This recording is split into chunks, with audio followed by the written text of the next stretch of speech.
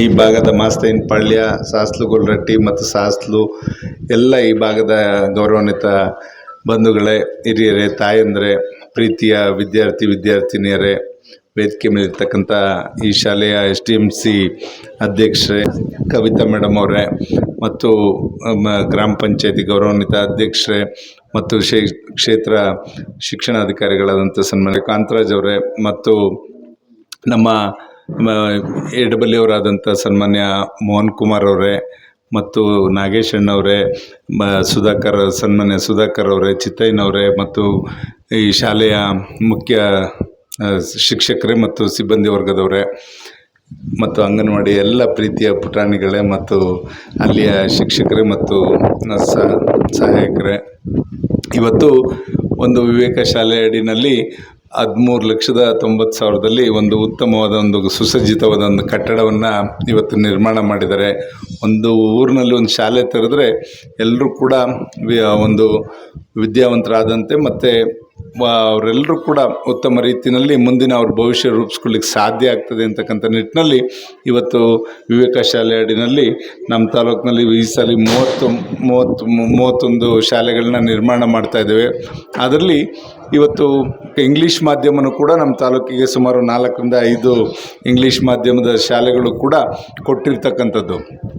ನಾವು ಒಂದು ಯೋಜನೆ ಕೂಡ ನಾವು BO ಕಾಂತರಾಜ್ ಸಾಹೇಬರು ಮತ್ತು ನಾಗೇಶಣ್ಣ ಎಲ್ಲ ಕೂತ್ಕೊಂಡು ಒಂದು ಯೋಚನೆ ಕೂಡ ಮಾಡಿದ್ದೇವೆ. ನಮ್ಮಲ್ಲಿ ಇನ್ನೂ ಉತ್ತಮ ರೀತಿಯಲ್ಲಿ ಮಕ್ಕಳಿಗೆ ಕಲಿಕೆ ಆಗಬೇಕು ಅಂತಕ್ಕಂಥ ದೃಷ್ಟಿಯಿಂದ ಪಂಚಾಯತಿಗೆ ಒಂದೊಂದು ಉತ್ತಮವಾದ ಶಾಲೆ, ಇಂಗ್ಲೀಷ್ ಮೀಡಿಯಮು ಕನ್ನಡ ಮೀಡಿಯಮ್ ಒಳಗೊಂಡಂತೆ ಉತ್ತಮವಾದ ಒಂದು ಶಾಲೆ ತೆರೆದ್ರೆ ಅಲ್ಲಿ ಎಲ್ಲ ರೀತಿ ಸೌಕರ್ಯಗಳನ್ನು ಕೊಡಿದ್ರೆ ಸ್ಮಾರ್ಟ್ ಕ್ಲಾಸಿಂದ ಹಿಡಿದು ಎಲ್ಲ ರೀತಿಯಲ್ಲಿ ಶಿಕ್ಷಣವನ್ನು, ಗುಣಾತ್ಮಕ ಶಿಕ್ಷಣವನ್ನು ಕೊಟ್ಟರೆ ಖಂಡಿತ ನಮ್ಮ ಮಕ್ಕಳು ಮುಂದೆ ಅವರು ಒಳ್ಳೆ ರೀತಿಯಲ್ಲಿ ವಿದ್ಯಾವಂತರಾಗಿ ಬೇರೆ ಬೇರೆ ರಂಗದಲ್ಲಿ ಸೇವೆ ಸಲ್ಲಿಸಲಿಕ್ಕೆ ಒಳ್ಳೊಳ್ಳೆ ಅವಕಾಶಗಳನ್ನ ಪಡೀಲಿಕ್ಕೆ ಸಾಧ್ಯ ಆಗ್ತದೆ ಅಂತಕ್ಕಂಥ ನಿಟ್ಟಿನಲ್ಲಿ ಇವತ್ತು ಒಂದು ಯೋಜನೆಯನ್ನು ಹಾಕ್ಕೋತಾ ಇದ್ದೀವಿ.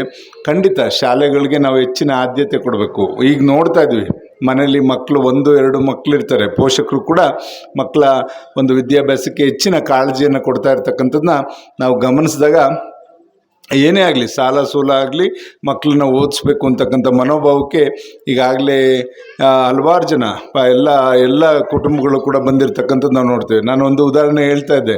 ಒಬ್ಬ ಪ್ಲಂಬರ್ ಚಿಕ್ಕನಾಯಕನಲ್ಲಿ ಒಬ್ಬ ಸತೀಶ ಅಂತ ಹುಡುಗ ಇದ್ದಾನೆ. ಅವನೆಲ್ಲ ಮನೇಲೂ ನಲ್ಲಿ ಎಲ್ಲ ರಿಪೇರಿ ಮಾಡಲಿಕ್ಕೆ ಹೋಗ್ತಾನೆ. ಅವನ ಮಗಳು MBBS ಮಾಡಿದ್ದಾಳೆ. ಮೊನ್ನೆ ಸುಮ್ಮನೆ ಪಕ್ಕದಲ್ಲಿ ಕೂತ್ಕೊಂಡು ಪಾನಿಪುರಿ ತಿನ್ನಬೇಕಾದ್ರೆ ಅಲ್ಲಿ ಹೊಸ ಬಸ್ ಸ್ಟ್ಯಾಂಡ್ ಎದುರುಗಡೆ ಒಬ್ಬ ಪಾನಿಪುರಿ ಚೆನ್ನಾಗಿ ಮಾಡ್ತಾನೆ. ಅಲ್ಲಿ ತಿನ್ನಬೇಕಾದ್ರೆ ಆಕೆನೂ ಬಂದು ಪಕ್ಕ ಕೂತ್ಕೊಂಡ್ಲು. ಕೇಳಿದ್ರೆ, ಇಲ್ಲ ಸರ್, ನಮ್ಮ ಸತೀಶನ ಮಗಳು ಪ್ಲಂಬರು, ನಮ್ಮ ಮನೆಯದೆಲ್ಲ ಅವನೇ ಕೆಲಸ ಮಾಡ್ತಿದ್ನು ಅಂತ. ಹಂಗೆ ಬಟ್ಟೆ ಕಟ್ಟಿ ಮಕ್ಕಳನ್ನು ವಿದ್ಯಾಭ್ಯಾಸ ಮಾಡಿಸೋವಂಥ ಕೆಲಸ ಈಗಿನ ಪೋಷಕರು ಕೂಡ ಮಾಡ್ತಾ ಇರ್ತಕ್ಕಂಥದ್ದು. ಮತ್ತು ನಮಗೆ ಹೆಮ್ಮೆ ಇದೆ, ನಮ್ಮ ಶಿಕ್ಷಕರು ಮತ್ತು ನಮ್ಮ BO ಮತ್ತು ಎಲ್ಲ ಒಂದು ಉತ್ತಮ ರೀತಿಯಲ್ಲಿ ಕಲಿಕೆಗೆ ಹೆಚ್ಚಿನ ಆದ್ಯತೆ ಕೊಡ್ತಾ ಇರ್ತಕ್ಕಂಥದ್ದು ನಾವು ಗಮನಿಸ್ತಾ ಇದ್ದೇವೆ. ಆ ನಿಟ್ಟಿನಲ್ಲಿ ಕಳೆದ ವರ್ಷ SLCನಲ್ಲಿ 30 ವರ್ಷಗಳಿಂದ ಫಸ್ಟ್ ಪ್ಲೇಸ್ ಬಂದಿರಲಿಲ್ಲ ನಮ್ಮ ಚಿಕ್ಕನಾಯಕನಲ್ಲಿ.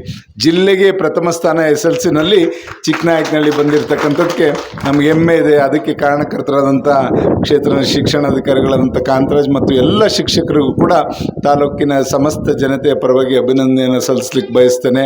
ಈ ಸಲ ಅದಕ್ಕಿಂತ ಹೆಚ್ಚಿನ ಅಂಕವನ್ನು ಪಡಿಬೇಕು, ಹೆಚ್ಚಿನ ಒಂದು ಪರ್ಸಂಟೇಜ್ ಇರ್ತಕ್ಕಂಥ ಮಕ್ಕಳನ್ನು ನಾವು ಇವತ್ತು ಹೊರಗೆ ತರಬೇಕು ಅಂತಕ್ಕಂಥದ್ದನ್ನ ಈಗಾಗಲೇ ಹಲವಾರು ಯೋಜನೆಗಳನ್ನ ಕ್ಷೇತ್ರ ಶಿಕ್ಷಣಾಧಿಕಾರಿಗಳು ಹಾಕ್ಕೊಂಡಿದ್ದಾರೆ. ಅದಕ್ಕೆ ಪೂರಕವಾಗಿ ನಾವೆಲ್ಲರೂ ಕೂಡ ಸ್ಪಂದಿಸುವಂಥ ಕೆಲಸ ಮಾಡೋಣ. ಮಕ್ಕಳನ್ನ ದಯಮಾಡಿ ಪೋಷಕರು ಶಾಲೆಗೆ ಕಳಿಸೋವಂಥದ್ದಾಗಲಿ, ಅಲ್ಲಿ ಹೋದರೆ 4-6 ವಿದ್ಯೆ ಕಲಿತಾರೆ. ಯಾಕೆ ಹೇಳ್ತೀನಿ ಅಂದರೆ, ಈಗಿನ ಮಕ್ಕಳಲ್ಲಿ ನಾವು ಅವರ ವಯಸ್ಸಿಗೆ ಮೀರಿದಂಥ ಬುದ್ಧಿಶಕ್ತಿನ ನಾವೆಲ್ಲರೂ ಕೂಡ ಗಮನಿಸ್ತಾ ಇದ್ದೇವೆ. ಆದ್ದರಿಂದ ಅವರು ಸೂಕ್ಷ್ಮತೆಯನ್ನು ಅರ್ಥ ಮಾಡಿಕೊಂಡು ನಾವು ಅವ್ರ ಮುಂದೆ ಯಾವುದೇ ಒಂದು ಅಹಿತಕರ ಘಟನೆ ಅವ್ರ ಮನಸ್ಸಿಗೆ ಪರಿಣಾಮ ಬೀರದೇ ಇರತಕ್ಕಂಥ ರೀತಿಯಲ್ಲಿ ವರ್ತಿಸ್ತಕ್ಕಂಥದ್ದು ಶಿಕ್ಷಕರದ್ದು ಕೂಡ ಹೌದು, ಮತ್ತು ಪೋಷಕರು ಅಷ್ಟೇ. ಏನಾಗುತ್ತೆ, ಶಾಲೆಯಲ್ಲಿ ಸುಮಾರು 8 ಗಂಟೆ ಕಾಲ ಅಷ್ಟೇ ಶಾಲೆಯಲ್ಲಿ ಇರ್ತಾರೆ. 24 ಗಂಟೆಯಲ್ಲಿ ಇನ್ನು ಮಿಕ್ಕ 16 ಗಂಟೆನೂ ಕೂಡ ನಿಮ್ಮ ಜೊತೆನೇ ಕಾಲ ಕಳೆಯೋದ್ರಿಂದ ಅವ್ರು ಏನು ಚಲನವಲನ ಅವ್ರ ಆಟ ಎಲ್ಲದನ್ನು ಕೂಡ ಸೂಕ್ಷ್ಮವಾಗಿ ಗಮನಿಸಿ ಅವ್ರಿಗೆ ನೀವು ಸ್ಪಂದಿಸಿದ್ರೆ ಖಂಡಿತ ಅವರು ಸೂಕ್ಷ್ಮ ಇರುತ್ತೆ, ಮನಸ್ಸು ಸೂಕ್ಷ್ಮ ಇರುತ್ತೆ. ಅದನ್ನು ಅರ್ತು ನಾವು ಇವತ್ತು ಅವ್ರಿಗೆ ವಿದ್ಯಾಭ್ಯಾಸದಲ್ಲಿರ್ಬೋದು, ಬೇರೆ ಬೇರೆ ರಂಗದಲ್ಲಿ ಅವ್ರಿಗೆ ಪ್ರೋತ್ಸಾಹವನ್ನು ನೀಡ್ತಕ್ಕಂಥ ಕೆಲಸ ಇವತ್ತು ನೀವು ಮಾಡೋಣ, ನೀವು ಅಂತಕ್ಕಂಥದ್ದು. ಮತ್ತು ನಾವಾದರೂ ಕೂಡ ಸಮಾಜ ನಿಮ್ಮ ಜೊತೆ ಯಾವತ್ತೂ ಕೂಡ ಇರ್ತೇವೆ. ಶಾಲೆಗಳು ಒಳ್ಳೊಳ್ಳೆ ಶಾಲೆ ತೆರೀಲಿಕ್ಕೆ ಇವತ್ತು ಮೊರಾರ್ಜಿ ಶಾಲೆನೂ ಕೂಡ ಪಕ್ಕ ಇರೋದ್ರಿಂದ ಪ್ರತಿ ವರ್ಷ 70% ರಿಸಲ್ಟ್ ಬರ್ತಾ ಇರತಕ್ಕಂಥದ್ದು ನಾವು ನೋಡಿದಾಗ ಖಂಡಿತ ಇವತ್ತು ಶಿಕ್ಷಣಕ್ಕೆ ಹೆಚ್ಚಿನ ಆದ್ಯತೆಯನ್ನು ನಾವೆಲ್ಲ ಕೊಡೋಣ ಅಂತಕ್ಕಂಥದ್ದನ್ನ ಈ ಸಂದರ್ಭದಲ್ಲಿ ಹೇಳ್ತಾ, ಈ ಒಂದು ಕಟ್ಟಡ ಉತ್ತಮ ರೀತಿಯಲ್ಲಿ ನಿರ್ಮಾಣ ಆಗ್ತಾ ಇರ್ತಕ್ಕಂಥದ್ದು. ಅದಕ್ಕೆ ನಾವೆಲ್ಲ ಇಲ್ಲಿ ಮಕ್ಕಳನ್ನ ಇಲ್ಲೇ ಸೇರಿಸ್ತಕ್ಕಂಥದ್ದು.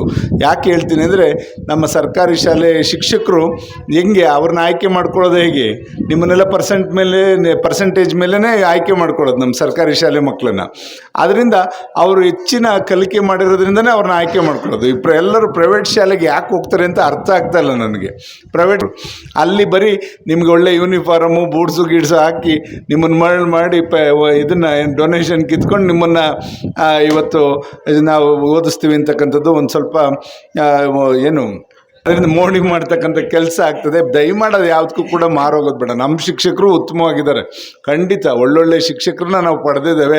ಅವರೇ ನಿಮ್ಮ ಮಕ್ಕಳಿಗೆ ಹೆಚ್ಚಿನ ರೀತಿಯಲ್ಲಿ ವಿದ್ಯಾಭ್ಯಾಸಕ್ಕೆ ಹೆಚ್ಚಿನ ಅನುವು ಮಾಡಿಕೊಡ್ತಾರೆ. ದಯಮಾಡಿ ನಾವೆಲ್ಲ ಸರ್ಕಾರಿ ಶಾಲೆಗಳನ್ನ ಉಳಿಸೋವಂಥದ್ದಾಗಲಿ ಅಂತಕ್ಕಂಥದ್ದು ನೋಡ್ತಾ ಇದ್ದೇವೆ. ಈಗ ಶಾಲೆಗಳು ಚೆನ್ನಾಗಿ ಆಗ್ತಾ ಇದ್ದಾವೆ, ಶಿಕ್ಷಕರು ಒಳ್ಳೆ ಶಿಕ್ಷಕರುಗಳಿದ್ದಾರೆ, ಮಕ್ಕಳ ಸಂಖ್ಯೆ ಕಡಿಮೆ ಆಗ್ತಾ ಇರ್ತಕ್ಕಂಥದ್ದು. ಯಾಕೆ ಅದಾಗ್ತಾ ಇದೆ ಅಂದರೆ ಜನಸಂಖ್ಯೆನೇ ಕೂಡ ಕಡಿಮೆ ಆಗ್ತಾ ಇದೆ. ಈಗಿನ ದಿನಗಳಲ್ಲಿ ಮನೆಗೆ 1 ಅಥವಾ 2 ಮಕ್ಕಳು ಸಾಕು ಅಂತಕ್ಕಂಥ ಒಂದು ನಿರ್ಧಾರಕ್ಕೆ ಎಲ್ಲರೂ ಕೂಡ ಬಂದಿರೋದ್ರಿಂದ ಇವತ್ತು ಮಕ್ಕಳ ಸಂಖ್ಯೆನೂ ಕೂಡ ಕಡಿಮೆ ಆಗ್ತಾ ಇರ್ತಕ್ಕಂಥದ್ದನ್ನ ನಾವೆಲ್ಲರೂ ಕೂಡ ಗಮನಿಸಬೇಕಾಗ್ತದೆ. ಆದ್ದರಿಂದ ಆ ಮಕ್ಕಳಿಗೆ ಒಳ್ಳೆಯ ವಿದ್ಯಾಭ್ಯಾಸವನ್ನು ಕೊಟ್ಟು, ಅದೇ ನಮ್ಮ ಶಾಲಾಭಿವೃದ್ಧಿ ಸಮಿತಿ ಅಧ್ಯಕ್ಷರ ಮಗಳು 1ನೇ ಕ್ಲಾಸ್, ಅಷ್ಟು ಚೂಟಿಯಾಗಿದೆ ಆ ಮಗು. ಅದರಿಂದ ಈ ಮಕ್ಕಳು ಭಾರಿ ಸೂಕ್ಷ್ಮ ಇರ್ತಾರೆ. ಅವರ ಮನಸ್ಸನ್ನು ಅರ್ಥ ನಾವೆಲ್ಲರೂ ಕೂಡ ಇವತ್ತು ಕೆಲಸ ಮಾಡೋಣ ಅಂತಕ್ಕಂಥದ್ದನ್ನ ಈ ಸಂದರ್ಭದಲ್ಲಿ ಹೇಳ್ತಾ, ಇವತ್ತು ಈ ಶಾಲೆಯನ್ನು ನಾವೆಲ್ಲ ತುಂಬ ಮನಸ್ಸಿಂದ ಉದ್ಘಾಟನೆ ಮಾಡಿದ್ವಿ. ಇಲ್ಲಿ ಓದಿದಂಥ ವಿದ್ಯಾರ್ಥಿಗಳೆಲ್ಲರೂ ಕೂಡ ಅವರ ಭವಿಷ್ಯ ಉಜ್ವಲವಾಗಿರಲಿ ಅಂತಕ್ಕಂಥದ್ದನ್ನ ಈ ಸಂದರ್ಭದಲ್ಲಿ ಶುಭವನ್ನು ಹಾರೈಸ್ತಾ, ಇಲ್ಲಿ ತಮ್ಮ ಜೊತೆ ಈಗ ಒಂದು ನಿಮ್ಮ ಶೆಟ್ಟಿಕೆರೆ ಇದ್ರ ರೋಡು ಆಗುತ್ತೆ, ಇಲ್ಲಿ ನಮ್ಮ ಮೇನ್ ರೋಡಿಂದ ಜೆಸಿಪುರದ ಮೇನ್ ರೋಡಿಂದ ಶೆಟ್ಟಿಕೆರೆವರೆಗೂ ಕೂಡ ಸಿಮೆಂಟ್ ರಸ್ತೆಯನ್ನು ಕೂಡ ಇನ್ನೇನು ಟೆಂಡರ್ ಹಂತದಲ್ಲಿದೆ. ಇನ್ನೇನು ಕೆಲವೇ ತಿಂಗಳಲ್ಲಿ ಅದು ಕೆಲಸನೂ ಕೂಡ ಪ್ರಾರಂಭ ಆಗುತ್ತೆ. ಒಳ್ಳೆ ಸಿಮೆಂಟ್ ರೋಡ್ ಆಗೋದ್ರಿಂದ ನಿಮಗೆ ಒಂದು 30-40 ವರ್ಷ ಬಾಳಿಕೆ ಬರುತ್ತೆ. ಹಿಂದೆ ನಾವು ನೋಡಿದ್ವಿ, KB ಕ್ರಾಸಿಂದ ತುಮಕೂರಿಗೆ ಸಿಮೆಂಟ್ ರೋಡ್ಗಳಿತ್ತು, ಇಷ್ಟಿಷ್ಟು ದಪ್ಪ ಇರ್ತಾಯಿತ್ತು. ಅವು ಸಾಕಷ್ಟು ವರ್ಷ ಬಾಳಿಕೆ ಬರ್ತವೆ, ಹಾಳಾಗಲ್ಲ. ಆ ಒಂದು ರಸ್ತೆನೂ ಕೂಡ ಇವತ್ತು ನಿಮಗೆ ನಿರ್ಮಾಣ ಆಗ್ತಾಯಿದೆ ಅಂತಕ್ಕಂಥದ್ದನ್ನ ಈ ಸಂದರ್ಭದಲ್ಲಿ ಹೇಳ್ತಾ, ಇಲ್ಲಿ ತಮ್ಮ ಜೊತೆ ಕೆಲವು ಮಾತನ್ನ ಹಂಚ್ಕೊಳ್ಳಿಕ್ಕೆ ಅವಕಾಶ ಮಾಡಿಕೊಟ್ಟಂಥ ಸರ್ವರಿಗೂ ಕೂಡ ವಂದಿಸಿ ನನ್ನ ಮಾತು ಮುಗಿಸ್ತೇನೆ. ಜೈ ಹಿಂದ್, ಜೈ ಕರ್ನಾಟಕ ಮಾತು.